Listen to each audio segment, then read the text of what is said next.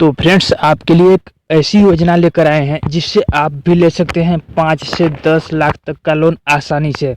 और वो भी इसमें आपको बैंक नहीं जाना है, यानी कि बहुत बड़ी सुविधा की बात है। यानी कि आपको बैंक के चक्कर नहीं लगाने होंगे। आपको घर बैठे अपने ही मोबाइल फ़ोन से सब कुछ करना होगा। आपको इस वीडियो के माध्यम से सब कुछ बताएंगे, step by step online submit करके, यानी कि जो फॉर्म होता है उसको ऑनलाइन सबमिट करके सब कुछ आपको बताएंगे। और लोन माफ़ भी होगा, और जो लोन है वो माफ़ भी होगा, क्योंकि यह सरकार द्वारा दी गई योजना है, यानी कि सरकार द्वारा चलाई गई एक योजना है। इसलिए ये जो है कि इसका लोन माफ़ भी हो जाएगा और ब्याज देना ही नहीं है। यानी कि ब्याज मतलब सरकार द्वारा चलाई गई योजना है जिसमें आपको ब्याज बहुत ही कम देखने को मिलता है। 1-2% हो सकता है कोई कोई बैंक या संस्था में आपको दिखने को मिल जाए। ये अभी अभी नई घोषणा निकल के आ रही है और हम तुरंत ही आपको इस पे वीडियो बना रहे हैं। और आपसे निवेदन है कि आप चैनल पर नए हो, चैनल को सब्सक्राइब कर लीजिए। और चलिए हम बताते हैं आपको किस तरह से आपको आवेदन करना है और कौन सा सरकारी ऑफिशियल वेबसाइट है। तो फ्रेंड्स आपको आके यहाँ क्रोम ब्राउज़र पर इतना सर्च कर लेना है PMEGP। आप ध्यान से देख लीजिए, इतना सर्च करना है और उसके बाद आपको एंटर कर देना है। उसके बाद आपके सामने कुछ ऐसा पेज खुल के आ जाएगा, यानी कि PMEGP होम, यानी KVIC, यानी कि इसी वाले ऑप्शन पर क्लिक करना है, PMEGP होम पर। तो जैसे ही आप इस पर क्लिक करेंगे तो आपके सामने इसका ऑफिशियल वेबसाइट यानी कि होम पेज खुल के आ जाएगा। और आप यहाँ पर देख सकते हैं जो कि इसका पूरा नाम है prime minister employment generation programme, यानी कि ये PMEGP का पूरा नाम है। और आपको ऐसा तरीका बताने वाले हैं कि छोटा बच्चा भी समझ जाएगा कि किस तरह से फॉर्म को भरना है। और चलिए वीडियो को बिना देरी किए शुरू करते हैं। तो आप इस पे यदि नए रहेंगे तो आपको सिंपली करना क्या है, एप्लीकेशन फॉर न्यू यूनिट पर क्लिक करना है, यानी कि आपको अप्लाई वाले ऑप्शन पर क्लिक कर देना है। जैसे ही आप क्लिक करेंगे आपके सामने इसका नया पेज खुलेगा और आपके सामने कुछ ऐसा पेज खुल के आ जाएगा। और वहीं आप देख सकते हैं prime minister employ generation programme. इसमें आपको फॉर्म किस तरह से भरना है सब कुछ आपको बताया जाएगा। तो आप यहाँ देख सकते हैं सबसे पहले आपको क्या करना है, आधार कार्ड का जो नंबर होता है उसको यहाँ पर इस बॉक्स में आपको एंटर करना है। उसके बाद आपको जो है कि EID इनरोलमेंट नंबर, यानी कि 24 डिजिट का जो होता है आपको यहाँ इस बॉक्स में एंटर करना है। यदि आपके पास नहीं है तो इसको आप छोड़ सकते हैं। और आपको समझ में नहीं आया होगा कि EID क्या होता है, इनरोलमेंट नंबर क्या होता है, तो आपको बता दें कि यदि जब आप आधार कार्ड बनवाने जाते हैं तो सबसे पहले आधार कार्ड नहीं मिलता, उस बनवाने जाते हैं तभी एक आपको पर्ची मिलती है। और जो है कि आपके उसी पर्ची पर इनरोलमेंट नंबर जो है आपका उस पर दिया रहता है। तो आपके पास आधार कार्ड होगा तो आप आधार कार्ड का ही उपयोग करें, इनरोलमेंट नंबर की कोई आवश्यकता नहीं है। उसके बाद क्या है, आवेदक का यानी कि नाम, यहाँ आवेदक का नाम, यहाँ से आप सिलेक्ट वाले ऑप्शन पर क्लिक करेंगे। सर्वप्रथम यहाँ से आप सिलेक्ट कर लेंगे, यानी कि आप मेल हैं तो श्री और फीमेल हैं तो श्रीमती, तो यहाँ श्री कर लेते हैं। और यहाँ इस बॉक्स में आपको जो है कि नाम एंटर कर देना है कैंडिडेट का। और ध्यान रहे आपको वही नाम एंटर करना है जो आपके आधार कार्ड में हो। और आपको करना क्या है, उसके बाद स्पॉन्सरिंग एजेंसी में आपको करना क्या है, यहाँ पर सेलेक्ट एजेंसी पर क्लिक करके आप यहाँ से कोई DIC या कोई भी कर देते हैं, हम DIC करेंगे। और यहाँ स्टेट सिलेक्ट करने के लिए आपको बोला जाएगा। तो आपको बहुत ही सिंपल तरीके से स्टेट को सिलेक्ट कर पाएंगे। सिंपली आपको यहाँ सेलेक्ट वाले ऑप्शन पर क्लिक करना होगा, आपका सिलेक्ट आ जाएगा। जैसे कोई भी आपका स्टेट हो, बिहार, उत्तराखंड, यूपी, जो भी हो, आप आसानी से यहाँ से सेलेक्ट कर पाएंगे। उसके बाद आपको जिला सेलेक्ट करना होगा, तो जिला भी इसी तरह से आप सेलेक्ट कर लेंगे। उसके बाद आपको करना क्या होगा कि आप यहाँ जो है कि इस प्रयोजक कार्यालय, यानी प्रयोजक कार्यालय आपका क्या होना चाहिए, तो आपको यहाँ पर जो है कि सेलेक्ट स्टेट, इसमें आपको कुछ करना नहीं है, ऐसे ही रहने देना है। और यहाँ आपको और दिख जाएगा एक जो है कि लीगल टाइप, यानी कानूनी प्रकार। तो इंडिविजुअल है तो ये इंडिविजुअल ही रहने देना है आपको, इसमें कुछ भी नहीं करना है आपको।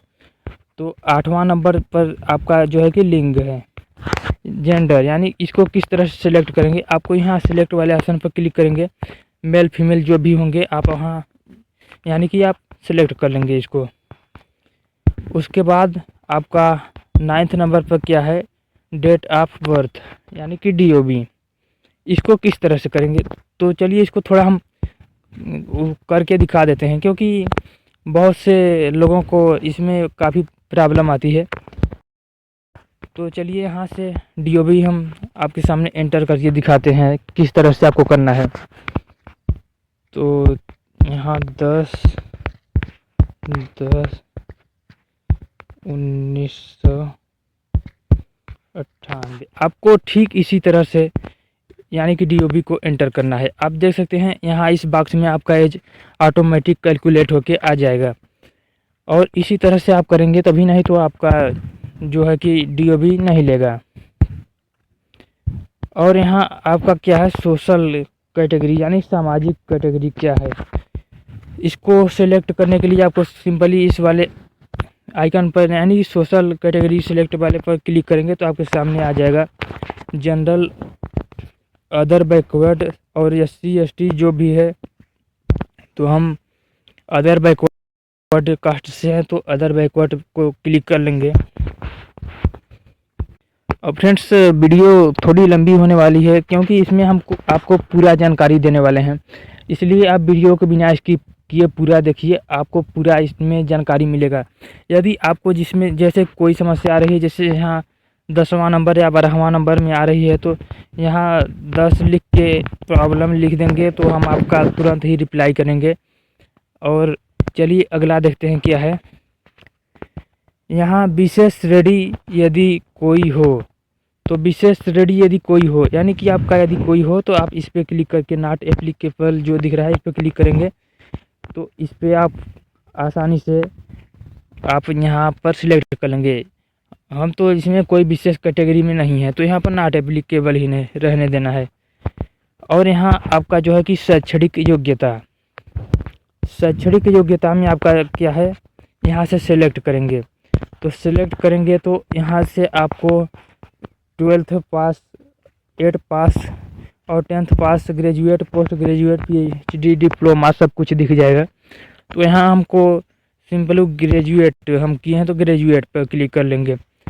और आपको यहाँ करना क्या है, 12वां नंबर में, यानी कि अपना एड्रेस जो है कि उसमें यहाँ आपको अपना सिलेक्ट कर लेना है। इन बॉक्स में अपना जो है कि आप पिन कोड वगैरह, जिला, सब कुछ यहाँ एंटर कर देंगे। और यहाँ आपको अपना मोबाइल नंबर एंटर कर देना है। यहाँ 2 बॉक्स दिख रहे हैं, तो आपके पास यदि 2 मोबाइल नंबर हैं तो आप एंटर कर सकते हैं, वरना आपको एक ही मोबाइल नंबर रहने देना है।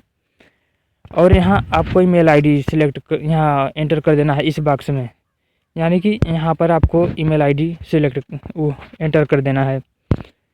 और उसके बाद आपको यहाँ नीचे दिख जाएगा जो कि पैन कार्ड नंबर।